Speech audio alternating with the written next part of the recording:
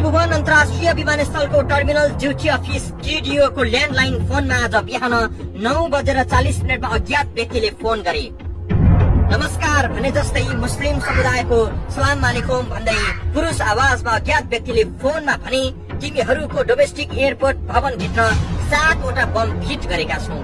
2 घण्टा भित्र ती सबै बम विस्फोट हुनेवाला छ। सक्छौ भने डिस्पोज गरेर देखाऊ। त्यसपछि ती व्यक्तिले झ्याप्प फोन काटे।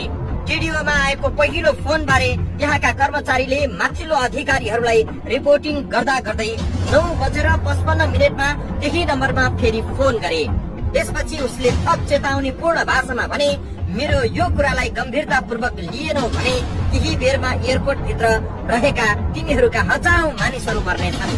त्यसपछि विमानस्थलमा खटिएका प्रहरी कर्मचारी सबै अलर्ट थिए। विमानस्थलका माथिल्लो तहका अधिकृतहरू र प्रहरी अधिकृतहरूमा के गर्ने भन्ने तयारीमा व्यस्त हुँदा यता एयरलाइन्सका कर्मचारीहरू, सुरक्षामा खटिएका प्रहरीहरू सबै नियमित काममै व्यस्त थिए।